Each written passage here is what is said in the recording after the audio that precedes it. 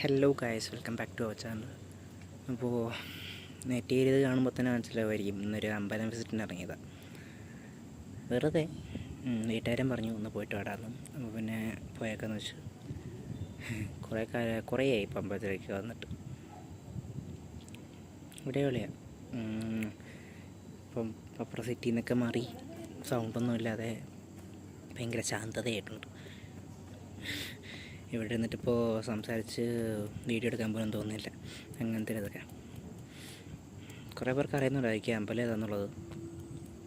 ഞാൻ കുറച്ച് കഴിയുമ്പോഴത്തേക്കും കാണിച്ചു തരാം എന്താ സംഭവം എന്നുള്ളത്.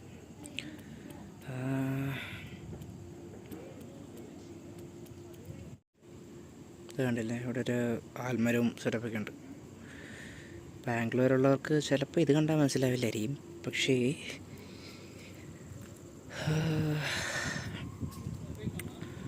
ഒരു മിനിറ്റേ, ഇത് കാണുമ്പോൾ എല്ലാവർക്കും മനസ്സിലാവുമായിരിക്കും ഏതാണ് അമ്പലം എന്നുള്ളത്. ഓംകാർ ഹിൽസ്, ഇതിൻ്റെ ബാക്ക് സൈഡാണ്. നമുക്ക് കുറച്ച് കഴിയുമ്പോഴത്തേക്ക് രണ്ടോട്ട് വിട്ട് നോക്കാം. സംഭവം കൊള്ളാം, ഭയങ്കര പീസ്ഫുള്ളായിട്ടുള്ളൊരു സ്ഥലമാണ്. ഇപ്പം തിരക്കില്ലാത്തതുകൊണ്ട് കേട്ടോ.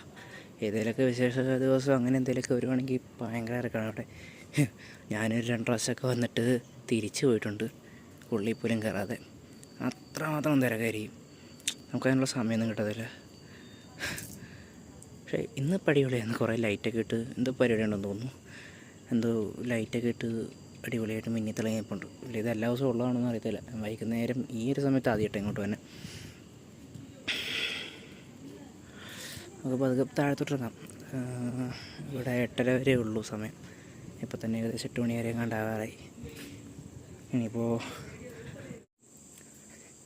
ഈ റൂമിൻ്റെ അകത്തായിട്ട് കുറേ പിക്ചേഴ്സും കഥ പോലെ എന്തൊക്കെയുണ്ട്. പുരാണം എന്തോ നമുക്കൊന്നും അറിഞ്ഞൂടാ. അങ്ങനെയുള്ള കുറേ പരിപാടികളൊക്കെ ഉണ്ട്. ജസ്റ്റ് ഒന്ന് ഉള്ളിൽ കയറി കാണിച്ചു തരാം. അപ്പുറത്തെ സൈഡിലൊക്കെ ക്യാമറ അലൗഡ് അല്ലാന്ന് എഴുതി വെച്ചിട്ടുണ്ടായിരുന്നു. ഇവിടെ എങ്ങനെ ഉണ്ടോയെന്ന് എനിക്ക് അറിഞ്ഞൂടാ. കണ്ടല്ലേ, ഇങ്ങനെ കുറേ സംഭവങ്ങളുണ്ട് അവിടെ.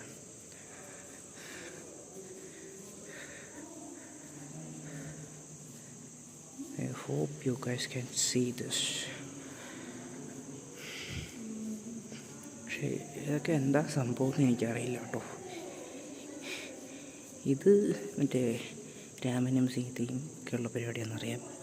വേറെ ഒന്നും എനിക്കറിഞ്ഞൂടാ. ബാക്കിയുള്ള പരിപാടികളൊന്നും എനിക്കറിഞ്ഞൂടാ. അതൊക്കെ എന്താണെന്നൊരു ഐഡിയ ഇല്ല. പക്ഷെ ഇവിടെ വരുമ്പോൾ ഇടയ്ക്ക് ഇതിലേക്ക് ഇങ്ങനെ കയറി കറങ്ങിയിട്ട് പോകും. നൈസാണ്. പിന്നെ ഈ അമ്പലത്തിൽ ഇപ്പോൾ എനിക്കിപ്പോൾ മെയിനായിട്ട് തോന്നിയാണെന്ന് വെച്ചിട്ടുണ്ടെങ്കിൽ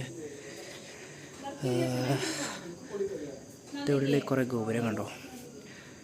ഇതിപ്പോൾ പുറത്ത് മാത്രമല്ല, ഉള്ളിൽ ഇപ്പം പുറത്തുനിന്ന് നമുക്ക് എത്ര ഗോപുരം കാണാൻ പറ്റുമോ അത്ര തന്നെ ശിവലിംഗങ്ങളുടെ ഉള്ളിലുണ്ട്. അതായത് ഓരോ ഗോപുരവും ഓരോ ശിവലിംഗത്തിൻ്റെ മണ്ടയിലായിട്ടാണ്. എത്ര എണ്ണം ഉണ്ടെന്ന് ഞാൻ കറക്റ്റ് എണ്ണിയൊന്നും നോക്കിയില്ല. പക്ഷെ കുറേ ഉണ്ട്, അത് മാത്രം അറിയാം.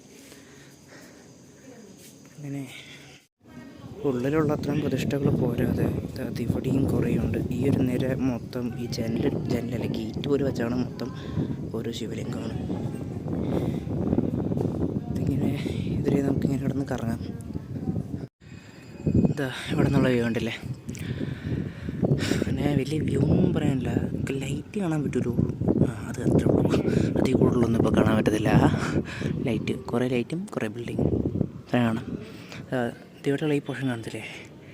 ഇപ്പം ഈ ശിവരാത്രി അങ്ങനെയുള്ള സമയമൊക്കെ വരുമ്പം അവിടെ അവിടെ തൊട്ട് തിരക്കായിരിക്കും.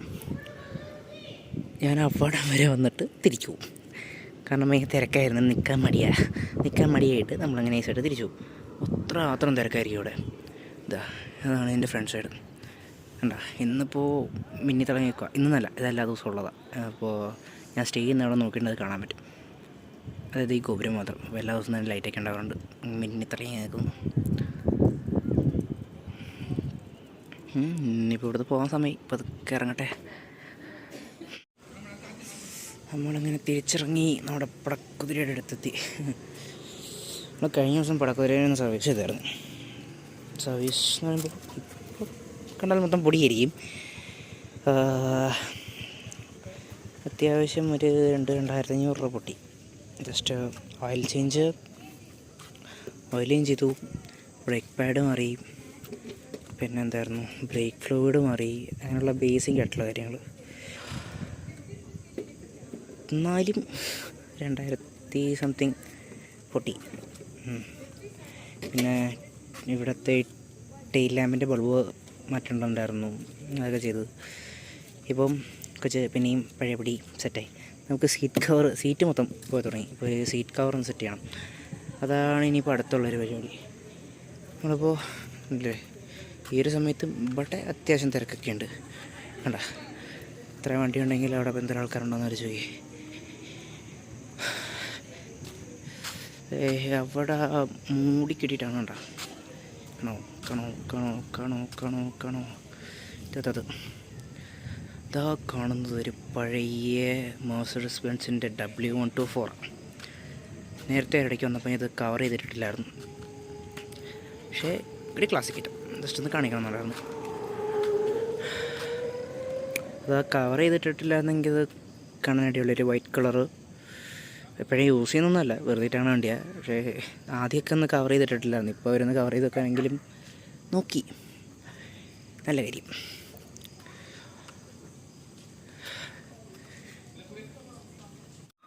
അങ്ങനെ നമ്മളിപ്പോൾ തിരിച്ചു വന്നിട്ടിപ്പോൾ റൂമിൽ കിടന്ന് അങ്ങോട്ടും നടന്ന് കളിക്കുന്നു. എന്താ ചെയ്യുക ഇനിയിപ്പോൾ എന്താ ചെയ്യുന്ന ഒരു ഐഡിയ ഇല്ല. കാരണം ഇപ്പോൾ 8 മണി ആയിട്ടേ ഉള്ളൂ. സമയം കളയണം. എന്ത് ചെയ്യും, എങ്ങനെ സമയം കളയും എന്നുള്ളൊരു ഐഡിയ ഇല്ല. ഇങ്ങനത്തെ പരിപാടി ആർക്കുണ്ട്? അതായത് ഇടയ്ക്ക് അമ്പലത്തിൽ പോകണ പരിപാടി. ഞാനിപ്പോൾ പോയിട്ട് കുറേ കാലം കഴിഞ്ഞിട്ട് ഇപ്പം അങ്ങോട്ട് പോകണേ. കൊള്ളായിരുന്നു, കുറച്ച് പീസ്ഫുള്ളായിരുന്നു. അപ്പോൾ ഇങ്ങോട്ടൊന്ന് കഴിഞ്ഞപ്പോഴത്തേക്ക് ഇപ്പോൾ ഇവിടെ തന്നെ ചുറ്റുപാടും ഭയങ്കര കുറേ വീടൊക്കെ ഉള്ളതുകൊണ്ട് അപ്പുറം കിടന്ന് കുറേ പിള്ളേർ കിടന്ന് കാർന്ന് ഇതിൽ 4 വണ്ടി പോകണം, അങ്ങനെ കുറേ ഇതൊക്കെ ആയിരുന്നു. പക്ഷേ അവിടെ ഭയങ്കര സെറ്റപ്പായിരുന്നു. അവിടെ അങ്ങനെയുള്ള ചെറിയ സെറ്റപ്പും ഇല്ല. റൂം ഇപ്പോൾ കാണിക്കാൻ പറ്റിയ അവസ്ഥയിലല്ല. ടിപ്പിക്കൽ ബോയ്സ് റൂം എങ്ങനെയായിരിക്കും അതൊക്കെ തന്നെ കേട്ടോ. ഇനിയിപ്പോൾ നമ്മൾ എന്തെങ്കിലുമൊക്കെ ചെയ്യണം. അത് എന്താ ചെയ്യുക എന്നുള്ളൊരു ഐഡിയ ഇല്ല. കാരണം ഇവിടെ നിന്നിട്ട് ഭയങ്കരമായിട്ട് ബോറടിക്കുന്നു. നമുക്ക് ഇനിയിപ്പം ചിലപ്പോൾ പുറത്തോട്ടെല്ലാം പോവാം, അങ്ങനെ എന്തെങ്കിലുമൊക്കെ നോക്കാം. എത്ര പേര് ഇപ്പം അവിടെ ആസ്റ്റൺ മാർട്ടിൻ വാൻക്വിഷ് ഇറങ്ങിയത് അറിഞ്ഞ്? സംഭവം ഒരുമാതിരി അടിപൊളി വണ്ടി. വില വളരെ കുറച്ചേ ഉള്ളൂ. 8.8 crores 8 കോടിക്ക് മേലെയുണ്ട്. അതറിയാം, കറക്റ്റ് എത്രയാണെന്നുള്ളത് പറഞ്ഞു. സംഭവം ഇവർ സീൻ വണ്ടി 5.9 liters around 6 liters V12 engine, മാരക സൗണ്ട്. അടിപൊളി വണ്ടി. ഇപ്പം ഇന്നലെ മറ്റേ നമ്മുടെ ഫ്ലൈ വീൽസ് മലയാളമല്ലേ, അവരുടെ വീഡിയോ ഉണ്ടായിരുന്നു. നന്നായിട്ടുണ്ട്. ആ ഒരു സ്പെക്ക് കൊള്ളാം. കാർബൺ റൂഫ്, ഇൻറ്റീരിയർ അടിപൊളിയായിരുന്നു. White colour car. അതിപ്പോൾ നമ്മുടെ നോർമൽ സ്റ്റീലോ അങ്ങോട്ടാണ് ഇപ്പോൾ എന്നാക്കണേ മറ്റേത് എക്സോസ്റ്റ്. അതിൽ തന്നെ ഒരുമാതിരി അടിപൊളി സൗണ്ട്. അതിനിപ്പോൾ നമുക്ക് അപ്ഗ്രേഡ് ചെയ്യണമെങ്കിൽ ടൈറ്റാനിയത്തിലേക്ക് അപ്ഗ്രേഡ് ചെയ്യാൻ പറ്റും. ഇതിന് മറ്റേ രക്ഷയില്ലല്ലേ. ലിമിറ്റഡ് ആയതുകൊണ്ട് ഇപ്പം 5 വണ്ടി എങ്ങാണ്ട് ഇവിടെ ഇങ്ങോട്ടുള്ളൂ എന്ന് എങ്ങാണ്ടാണ് ആ വീഡിയോയിൽ ഇന്നലെ പറഞ്ഞത്. അത് തോന്നുന്നു ഇന്നലെ കണ്ടായിരുന്നു, മറന്നുപോയി. എവിടെ വെച്ച് കാണാൻ പറ്റുമായിരിക്കും. നമുക്ക് റോട്ടിൽ എവിടെയൊക്കെ വെച്ച് കണ്ടിങ്ങനെ ആസ്വദിക്കാം, അല്ലാതെ ഇപ്പോൾ അറിയത്തില്ല. 8 കോടി. എന്നാലും ആ ആസ്റ്റൺ മാർട്ടിൻ്റെയൊക്കെ ലുക്ക് ഭയങ്കര അടിപൊളിയല്ലേ. അപ്പം ഇങ്ങനെ ഒഴുകി കിടക്കുന്ന പോലെ ഫ്രണ്ടിൽ നോക്കുമ്പം അഗ്രസീവാണ്. പിന്നെ പുതിയ വാൻക്വിഷിൻ്റെ ബാക്കിലെ ഡിസൈൻ അത് ഭയങ്കര അടിപൊളിയാണ്. അതേ ഡിസൈനുള്ള വേറൊരു ആസ്റ്റൺ മാർട്ടിൻ കൂടെ ഉണ്ടല്ലോ, എൻ്റെ പേര് ഞാൻ മറന്നുപോയി. അപ്പം എത്ര പേര് ഇതിനെപ്പറ്റി അറിഞ്ഞു അതൊന്ന് കമൻറ്റ് ചെയ്തേരെ. അപ്പോൾ അത്രക്കത്തുള്ള ഇന്നത്തെ വീഡിയോ ഒക്കെ എല്ലാവർക്കും ഇഷ്ടമായെന്ന് വിശ്വസിക്കുന്നു. ഇഷ്ടപ്പെട്ടെങ്കിൽ ലൈക്ക് ചെയ്യുക, ഇഷ്ടപ്പെട്ടില്ലെങ്കിൽ ഡിസ്ലൈക്ക് ചെയ്യുക. See you in next video. Till then bye by.